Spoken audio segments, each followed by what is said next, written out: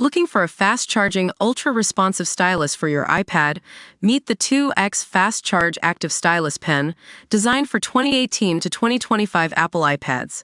Take your creativity and productivity to the next level. Click the link in the video description to shop now on Amazon.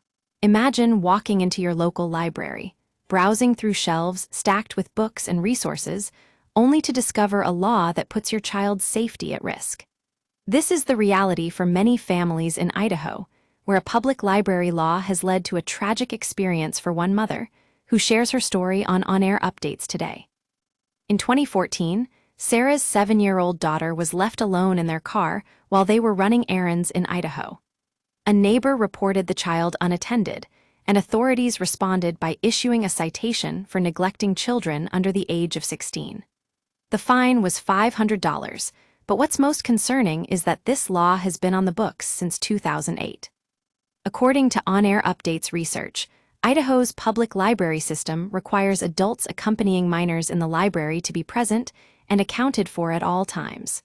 However, this does not extend to cars or other situations where children are left unattended. The law aims to promote a safe environment for children, but it has been criticized for being overly broad and inflexible. Sarah recounts how she received a notice from the library, stating that her daughter had broken the law by sitting alone in their car while they were parked outside the library.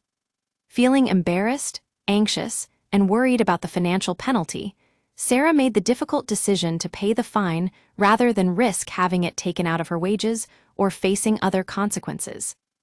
Air Updates spoke with experts who say that Idaho's public library law is one of the most restrictive in the country.